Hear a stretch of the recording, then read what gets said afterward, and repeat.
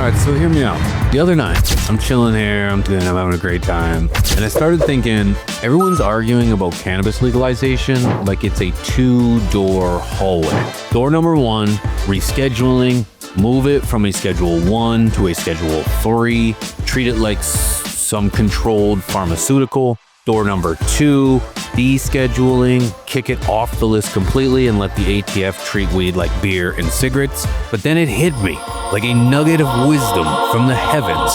What if there was a third door? Like, why are we still trying to shove this ancient, sacred, medicinal, recreational, agricultural, magical plant into some filing box the government made for cocaine, oxycodone, and Bud Light? Maybe the problem isn't cannabis. Maybe the problem is the way we're thinking about cannabis.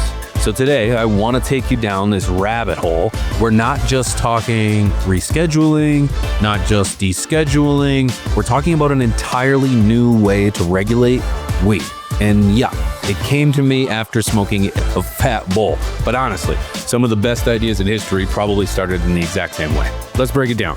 Rescheduling is moving cannabis from a Schedule 1 to a Schedule 3 under the Controlled Substance Act, right? But here's the catch. Cannabis would still be treated as a controlled substance.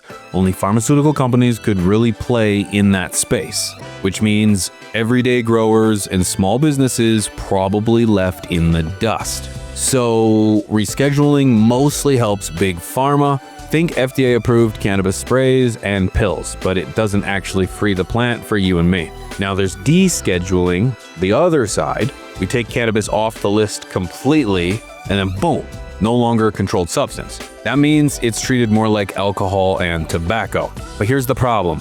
Descheduling often hands regulation over to the ATF. And let's be real, do you want the same agency that handles booze, guns, and cigarettes writing the laws for weed? No. The ATF's job isn't about wellness or equity, it's about enforcement and tax collection. That could easily turn cannabis into just another heavily taxed sin product while ignoring its medical, agricultural, and cultural aspects. So here's where the third option comes in.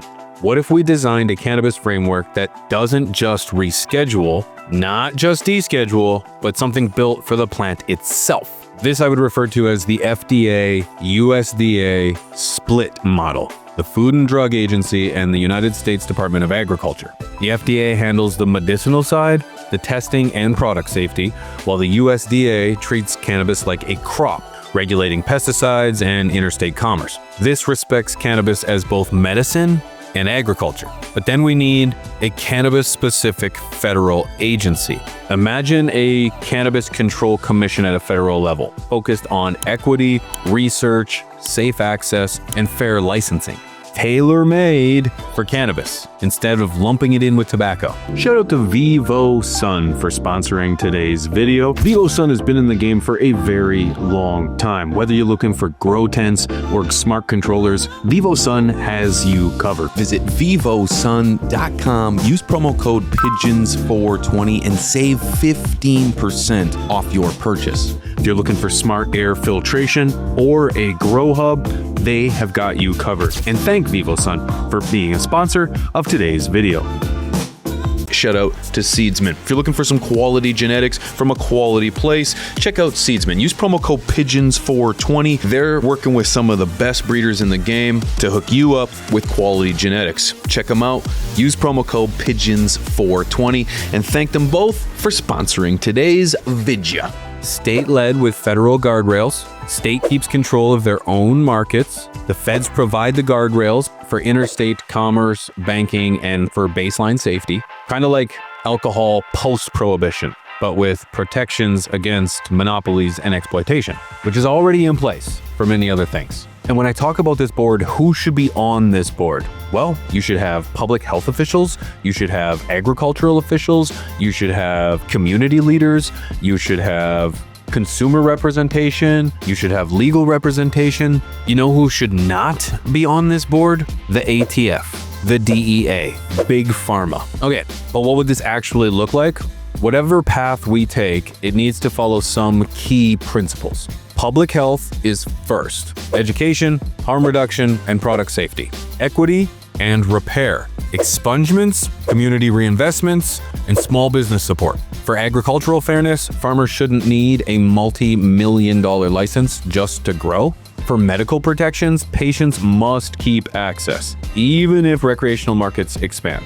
Innovation support, I think real research should be easy, not a bureaucratic nightmare. Now, this isn't about slapping a tax stamp on a jar. It's about undoing 80 years of prohibition damage and building a future that actually works. And we're not alone here. Other countries are already showing that there are options. In my country, Canada, Health Canada regulates cannabis both as a medicine and a consumer product. Somewhere like Uruguay, governments control distribution to keep profits out of cartels. In Germany, recently shifted to a legalization with a public health first framework. The point is, there's more than one way to legalize weed, and not all of them involve the ATF.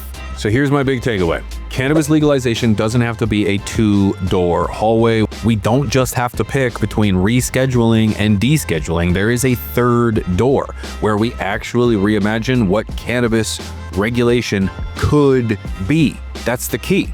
We get to craft this from the start.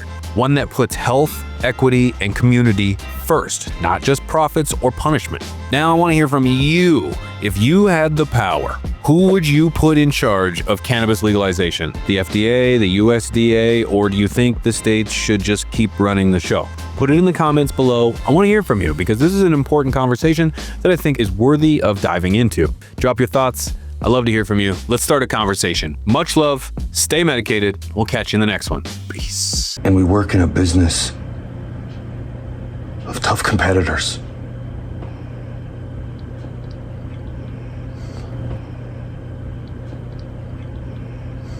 I miss you. I love you. You complete me. I'm not just as... Shut up. Just shut up. You had me at Stash Blend. I never said Stash Blend. You had me at Stash Blend. Okay. But that's for the garden. Beneficial bacteria, humic acid, silica, mycorrhizae. Did you listen to anything I said? Fuck it. Are you focused on what matters most? Order your Stash Blend today and enjoy 20% off for $4.20. Are you looking for a new way to control your G Series, SE, and SF Series grow lights from Spider Farmer?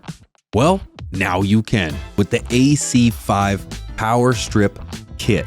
You can now connect your Spider Farmer equipment to one power strip. The kit includes the power strip, a temperature, humidity, and light sensor, 3-in-1 soil sensor, 2-in-1 adapter, a 2.5mm RJ12 cables, 3 RJ12 telephone line splitters, and 6 hook and loop clamps. You can connect to a temperature, humidity, and light sensor to automatically dim or turn off the lights based on the detected temperature. If you head on over to spider-farmer.com, use promo code PIGEONS420, you're going to save a few dollars off at checkout, and you're now going to have control over your entire Spider Farmer tent. And thanks to Spider Farmer for sponsoring today's video.